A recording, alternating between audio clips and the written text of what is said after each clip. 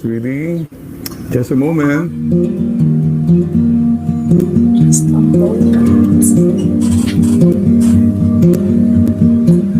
Kumusta na po kayo? Well, the days go on, and ano bang agenda mo every day? I mean, look, we have a lot of free time now, etc., etc. But ano agenda mo? I mean, well, I suppose at this point in time, sana yung mga agenda natin hindi na yung all for the money, one for the money, for the show, etc. I have simplified. I don't know, I was thinking, ano talagang gusto ko? I made a computation, by the way, and I challenge you to do this. I'm now 66 years, 8 months, and 28 days something in this world. That's how far I have journeyed already. And I'm sure I will not journey that long again, furthermore. So, ano yung agenda? I look back at 66 years, what have I done? At ano pang gusto kong gawin? Now, for me, I just want this simple agenda. Number one, sana I come closer to God. Mapalapit pa ko kay Lord. That's what really matters now for me. I mean, I speak as an old man, I suppose, but hey, anong silbi lahat ng mga achievements, kung ano-ano, and you are far from God. Ang layo mo na nga, ang layo na lang narating mo, pero ang layo mo pa sa puso ng Diyos. Taas na ng lipad mo. Pero high altitude, but still so many bad attitudes. It's a journey to God's heart. What does it profit you? Think about it. You gain the whole world, you make a name, etc., etc. But you lose your soul. You're empty. I keep repeating this. Yeah, the work of our hands. Okay po yan, mga achievements, possessions, whatever you call them. But don't forget the love in your heart. You have so much work in your hands, but your heart is empty. You don't have your God, wala kang mga taong nagmamahal sa'yo, mga minahal mo. You could have filled that up more instead of filling your pocket more. Sisters and brothers, paalaala lang po. Life is short. Let's make the best. And you know, life, in the end, is that you have come closer to God. You have lived with a heart that's full of love and full of joy. Just a thought for you. Go ahead. Excel. Give your best. But don't forget matters of the heart. Matter. God bless you. And Mom Mary loves you. No, for that little, for that video, actually, why, no? Dunga mo na siya. Actually, kananamian ko, saan ginahamal lang ang Mama Mary loves you. And then, no, not really. Because every time, I'm trying to, magtubang ko bala sa inyo, no, sa mga CoM for today, I could see that a lot of you are really achievers or very successful, and I can see that you really have a very, very bright future ahead. No, the teacher, diba? No, but that's what I'm trying to tell, no? That's what I could see, and I'm so odd, and at the same time, I'm so amazed, no? Because regardless or despite of the times, no, struggle, still, ang inyo balang ang conflict sa schedule, but still you're here, you're taking your time, you're having a pause, and at the same time, this is for everyone to stop for a while, no? Pause the danay, and then, no, what are those achievements, no? We need to remind ourselves that it's really good not to obey, but we should not compromise other things, because if we will try to look at those brighter sides, those achievements that we have, no, those successes that we have is also the fruit of our obedience. So let's remove that mindset na bahala na subjects ko magnubo ko to important is sa CoM, no, because that's a wrong part of obedience. Now, we should put it on a positive side, man, at the same time. Because of my obedience, I'm now garnering this. Dapat amuna siya. Hindi na obedience, pabayin na lang ng iba. No, those are one of the realizations that I have. So let me share back no. Isa ko to, ko to. Wait. Okay. Sige, skip ko na siya, wala na siya. Alright, so obedience is an expression of our love for God more than good works, more than the noblest intentions. So let's define this obedience, expression of our love for God. When we do obey, it needs to come from the heart, no? It comes from the heart. So not just I'm following this for the sake of following this, I'm obeying for the sake of obeying because I'm a member of Children of Mary.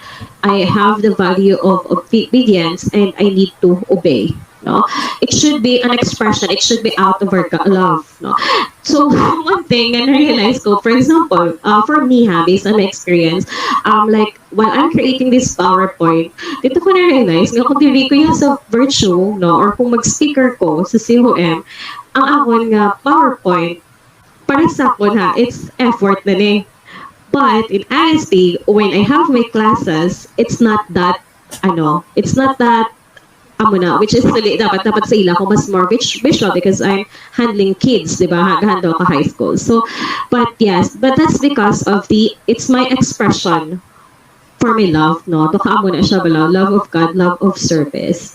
So, dapat i-love ko ginakong students, wala namin akong PowerPoint. Okay, sige. So in this gospel, in the Gospel of John 14, Jesus says, "If anyone loves me, he will obey my teaching. My Father will love him, and we will come to him and make our home with him. He who does not love me will not obey my teaching. These words you hear are not my own; they belong to the Father who sent me." So obedience, that is really, this is really your ultimatum in showing your love. So we can only show our love to God by doing the obedience, virtue of obedience. If you can remember, no, sa gabmay ka mo, usually, ang mga bata, ginahabalan, love biyan hakwan love mo ko hako bi anay ginasugo pabaladanay no because that's for them, it's that's how you show your love, no? Obedience comes or love comes obedience, that's how it. Pero may naman yung extremes na kung palangga mo kuti, di ba? Alam mo mama nangasugpoy wala ti dapat amuni or no. So we should also remember that there are also limit for that, no? We should weigh things. Alright. So, yes. So, let us try to understand obedience in a COM way. Okay? Let's try to analyze first what is obedience. So, let us look at Mama Mary. Pixelated. So, let us look at Mama Mary. So, Mama Mary is actually the ultimate model of obedience. Mary valued the virtue of obedience so highly that even at a tender age, she was not content to obey her parents only, but most willingly submitted herself to those in charge of directing the young maidens in the Temple of Jerusalem. So si Mama Mary, she did not just follow lang, no? She did not obey just her parents. But at the same time, ginsubmit niya iyang self sa temple itself, no? Sa temple, service to God. So what we're doing here, no, mabalang tanga, although balang nag-start ng tabi, let's say, sa service, let's say, there are some na nag-start lang sa service, nag-start ng choir, tungod na hagatan lang. But, no, as time goes on, it's a good way because basta mahaba ka lang, kakanta-kanta lang, but still, you don't know that you're already doing a favor, no, to God, no, because you're already doing the service, you are obeying, no, hindi ka lang aware, nag-obey ka na gali, no, wala. So it's not just limited to our parents, no, of course, but of course, in the Most High, ang maganda siyang pinaka-number one. The same way as Mama Mary, so she submitted to those in charge. She submitted herself to the temple. Right? So her obedience to the will of the Most High made her the mother of Jesus. This is what I'm telling you earlier. We can garner with our obedience na bala ang results ng ating actions, no? Hawa ka lang ka struggle siya, but so I have me amo ko niyo pero galing kay conflict siya sa amo ko ni. But if you can find a way, no, kung mahimuan way, no, lain gid ya ang fruit of success, no? Lain gid siya ya, no? So this same virtue urged her to make the weary journey to Bethlehem. Bisan daw kabudlay na siya, follow your heart, and follow your si God, you follow niya. Mary submitted without a word of complaint to the others, to the orders of Augustus, and she accepted without murmuring the refusal of the innkeepers who closed their doors on her. Bisan budlay na, no, mag-travel, imagine kabusong siya. But this is, but she knows in her heart that she's following the will of God. Bisan budlay siya, gid-follow niya gid. No? Ikaw, may pagsaradhan ka, wala ka ginapaton, rejection, di ba? Kung rejection, taga-fierce ta mo na. Mama Mary is not like that, no? Kung ga-fierce ta ya. Pero siya si Mama Mary, when skin-reject siya still, she continued her humble ways at the same time. Right? She submitted herself to the choice of an abandoned stable where she gave birth to her son. So even if, no, do ka, no, ala, paano naman, you've chosen me, no? You've chosen me as the mother of your son. Diba? Doka? So, dapat, dapat may napastar na tanan, no? Kamo na bala dapat tani, ha? Tapos, pabataon mo lang kuya sa staple, diba? Doka amo na bala ang mentality, no? Doka sometimes, kung sa subong, no? Doka amo na siya. But still, she did not complain. No? Nag-follow. Siya, sige, yes lang, okay lang. Because she knows that in the end, there's also a great reward awaiting for her. So that's the obedience of Mama Mary. Alright. So Mary, together with her husband Joseph, obeyed willingly to go in exile to Egypt without resources and without friends. Actually, for this story, this actually shows her faith at the same time, no, ni Mama Mary. Bahala na, no? Sige lang, go lang ta Japon, bisa wala nakakabalo sa pasiguratuhan. She still obeyed, bisan budlay, but it should be willing, no? Ara, coming from her heart. And at the same time, always and anywhere, Mary sought the will of God the Father. So ano git pala, masimba ko kahit tungod ara to crush ko or meeting place to namon or masimba ko kay tungod nga amuning proper, no? Amuning siya ang gusto, amuning siya ang will ni God, amuning siya sa commandments kay masimba ko. Doon ka amo na pala, no? So always and anywhere, this is what they say, that always put God, no, first in everything. So always and anywhere, that's Mama Mary. She always sought the will of God the Father. Alright. So now let us listen to Mary. Mamati. Wala ta mamati. Alright. Okay. So Mary spoke so little that the gospel record but a few words of this obedient servant to keep all things in her heart. No. So amo ni siya, number 1. Subong. No? Number 1 nga, manotes. No? In younger generations. Don't worry, not your generations, but the younger generations. Younger generations. Amay siya subong, no? Masugo. Yes, ma-follow, pero may amot nga pudag-pudag. May correct, no? May yes, ma-follow ko. Kasi tanay pinggan, oo, ma. Tapos gapi ng lampos. Gali, ano? Dugay-dugay po ka. Buka na muna siya. Yes, so trapuhin ng lamisa. Trapuhin ng lamisa, may kumot pa, no? May pasungol. But still, no, as a children of Mary, we should avoid that, no? Sometimes, let's say, hindi bukal sa loob. Paano na biday kayo hamba mo? Dapat bukal sa loob, willing, man ta dapat. But there are times, no, hindi ta ma-avoid. Of course, little by little, we cannot say that it's 100% okay with us. Let's say 25% lang. But let's just practice that bisan hindi bukal sa loob mo na pilitan, retreat, manghimos na manghugas sa pinggan, manghimos na muna. Bisan galain sa puot, i-avoid ta na lang ang, no? Just like Mama Mary, let's just keep it to ourselves, no? Number 1, gina siya. No? Although there are some, no, ginahimo na lang, ginapa-joke na lang, parang ka mag-ana lang ang feeling. But yes, we should be like Mama Mary, that we should not, no, hindi ta na siya pag kaya ka produce na siya negative vibes. Right? So the words she spoke, however, bear the marks of obedience like a seal. No? And this is the very, amo gina siyang pinaka-known. No? Behold, the handmaid of the Lord, she replied to the angel who brought the message of the Annunciation under her fiat. Alright. So we have this fiat, mihi, verb, secundum verbum tuum, let it be done unto me according to your word.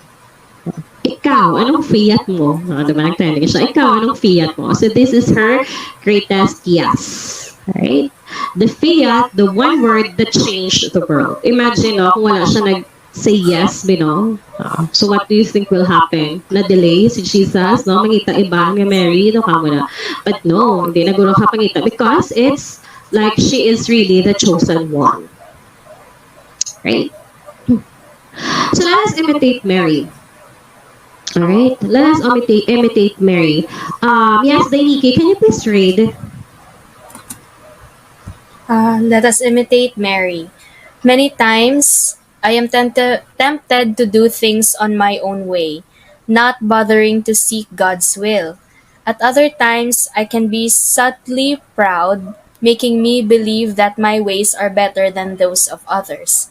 Yet, obedience, far from being a heavy yoke, is merely a challenge to always discern God's will.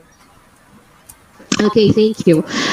Yeah, so for this, for me, no, this is, obedience is actually giving us choices, no?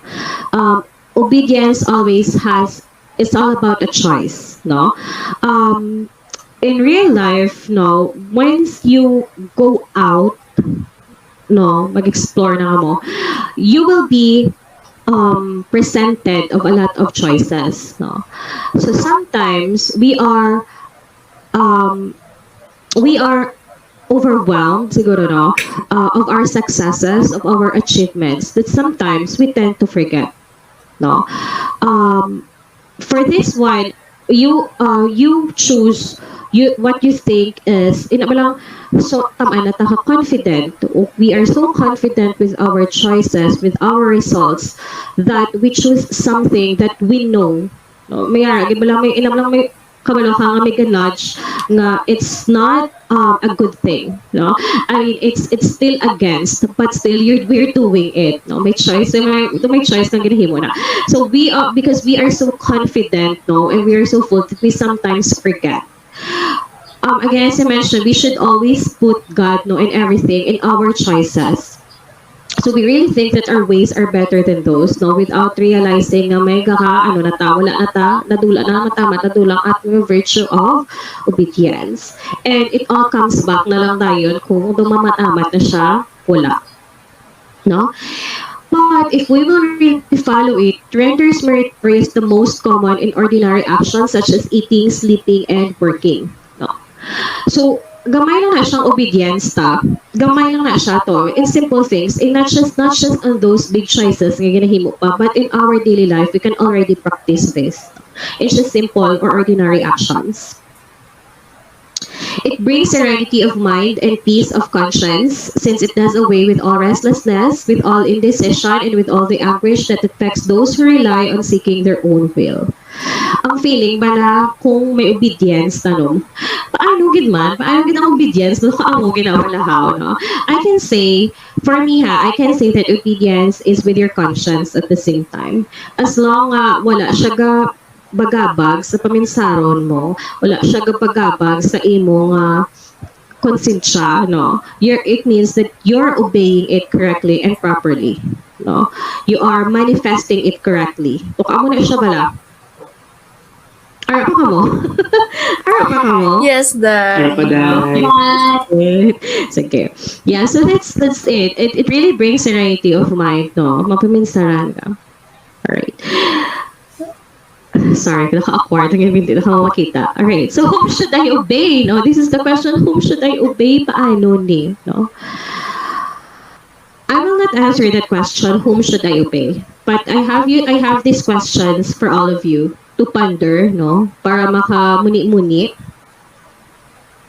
So ask yourselves these questions. How do I relate to those who have authority over me? No?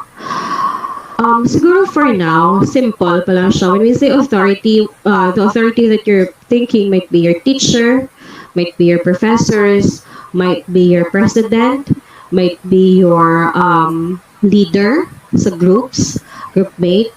Kung outside na, then it will be your boss, your supervisors. No? How do I relate to those? Yes, no. Usually tendency is mahabalat nga sorry, may napinsaran ko ba? Specifically, no? But ayun lang, usually the tendency is, we again, as I mentioned, we are so proud of ourselves na sometimes, nagkakatula ng humility obedience. They work hand in hand, by the way, no? You cannot obey if you're not you need to be humble enough for you to obey, no? So bisan kabalo ka nga sagad ka, no? You can just amo naman ang ginaawayan kasi wala hindi amo giniya dapat ya. But sometimes supersede mo na ang someone which is your superior, who is your superior. I'm not telling nga isuppress mo na lang, no? Kung sagad ka, isuppress mo na lang kay para lang mapaiway ka. You can, I believe, you can show it in a different way, but not in a way like nga dumangaway na ta, no? Like na dumastos na ta, no? Which is not a good thing, right? I mean, do you get what I mean? Yes, yeah, thank you. Sige. So that's what I'm trying to say, no? I mean, you know for yourself that you're talented, you know for yourself that you're the best, no? And if you think, no, ka natapakan niya ko because humble, amo lang ni, which is, I actually exceeded his or her expectation. We can say that in a different way lang, no? But we should not, our relationship to them should still be with respect pa rin, no? Taka mo na siya. Ayan na, sige. Right. So do I see them as representatives of God? No? Do I see them as representatives of God? Like, i-follow ko ni siya, sakto man ang ginihimo niya, no? Do you think, is it God's will? Does God, no? Does God agree with this? Tuka muna mo lang ang question, ha? Okay na siya, ilang ginahambal. They're asking us to do this. Is it the right thing? Is it not against the will of God? No, tsakto man ay hay. Basta pala daw kakontra ni how do ka mo na. Right. And lastly, do I exert effort in discovering God's will, which I may find manifest in the counsel of my parents, my spiritual director, my employers, the priest, or the bishop? No. Amo na siya yung habatakis mga ko advice. Mga ta advice. When we ask for advices, di taga-kadto. Kasi o taga-kadto. No? Because there is this one person na ginapangayo ang advice because you have trust with them. Because you think their advices are correct. Because you think that their advices are heavenly sent. So, may mga mo ginaya. So that should be one thing that you need to look into a person at the same time. Ang iyang gina-advise, kato nanugid ka, dahil away kami ni Amuni, tapos mahambal man dahil, sige, bulagi. Nakauna na naman dahil, obey ka man dahil, sige, bulagkan, tanaka kay hambal niya, nakauna pala. No? So we should, of course, exert effort, no? I-discover naman, no? I-try naman siya, i-discern naman siya, tsakto, gini siya bala ayhan, no? Diin gid bala. Sinugid pala. Nakauna. Right. So in our practice of obedience, the Lord promises fullness of life, perfection, favor with the Lord out of obedience.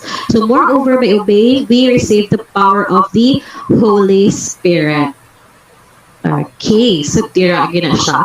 So usually, this is, amoy siya gina, bala ang aton nga, vocation. No? Ano gid bala? Vocation. Ano gid ang vocation? That's one of your obedience. No? Ang vocation ko, dapat ang ni Lord na single blessedness, kagay tapos sila nangita. Joke lang. No, single blessed. Kagay tapos nangita. Kagay dyan mga, wala, sige. Pero kaya ni Lord, single blessed ka lang. Diba? Nakawa na. No, you can find fulfillment if you do practice your obedience. So Pope Francis said, no, Jesus is not the testimonial of an idea, of a philosophy, of a company, of a bank, or of power. He is testimonial of obedience. No? Christian is a witness of obedience. If we are not on this path and growing in our witness, we are not Christians. We must at least walk this way. No? Life of Jesus is actually obedience. No? Agony in the garden, ano hamba niya? Lord, remove this cup, but if this is your will, let your will be done. No, ano hamba niya? His life is actually obedience. Kumbaga, plenado na no, he is just obeying. He's not against sa iyang will. He still actually obeyed.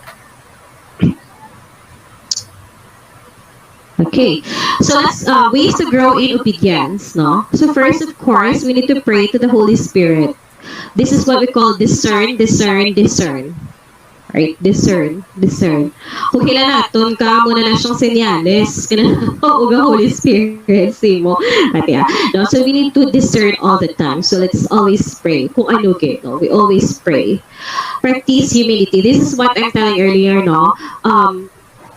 Obedience empties and humbles a person to recognize the authority of God in those anointed authorities, no? Because we cannot obey, no? I mean, you need to be humble in order for you to obey, no? Kasi naman usually ang ga-follow ang mga humble people, no? Mga gahipos, no? Yes, no? Nakaka-obey na lang sila, no? But usually, if some people who are really proud, no, full of themselves, refuse to obey. Why will I obey? Kaya kabalo ko sa God ko. Why will I obey? Because I know that I'm better, I'm the best. Tuka mo na pala. So always practice humility. Obey rules diligently and show respect to authorities. Grow in your ability to listen attentively to others. Avoid being too presumptuous. Avoid prejudice. No? Bawal judgmental. No? Listen, at tinanay, obey mo. Tingin naman pati, kay Simo yan, kay kabalo ko yung amo na yung outcome. Who knows, di ba? Kabalo man siya at the same time. But of course, again, you need to weigh and you need to pray. Collaborate actively with and as a team. This is one thing as well, no? Sa mga groupings, you as a student, no? Let's say you have your thesis project. Let's say, for example, may mga groupings ka mo. And there's really, no? There's really someone na may isuggest, no? Tapos hindi tayo mamati. Kaya kagana sa God, kaya gani, hindi asala, agad yung ka mo na. No? Just try to listen first, respect, and then that's why you are a team because you need to collaborate. No? Paminsaro nyo danay, no? Respect yung opinion sa isa, kung anong suggestions ng isa. Alright? Because we do not know anything. Right? Generously partake in the deliberation of the community's decision for the common good. No? So that's participation. But in a CoM way, this is just very simple. No? How should we obey? So Mary was an accomplice and an active participant in this ultimate model of obedience. So what do we need to remember first? Supernatural. Seeking God and seeing God in my actions. Simple. No? So obedience, everyone, is a very, very broad topic. It's very, very broad. Just put God, no, put God first, no. Do you think, is it okay? Sakto ni siya, no? Hindi na siya ka kontra, to ka mo na malahaw, no? Paminsan ta. Universal, extending to everything I do, everyone I serve. No? Your obedience is not just, hindi ako kay Lord, langit ko hindi na kayo magpatisi mo ya. Do ka muna balahaw, no? Sa parents, no ko yung obedience ya sa parents, langit di siya kag kay father, kag sa mga religious people lang. Do ka muna, hindi na kayo magpatisi mo, do ka muna. No? It should be universal. It should be in everything that you do. No? Everyone you serve. And lastly, it should be prompt and cheerful. So finding joy in doing God's will and without hesitation. Alright. So that should be it. Supernatural, universal, prompt, and cheerful. And that's all, everyone. Thank you so much. Actually, all of these topics can be found in your manual.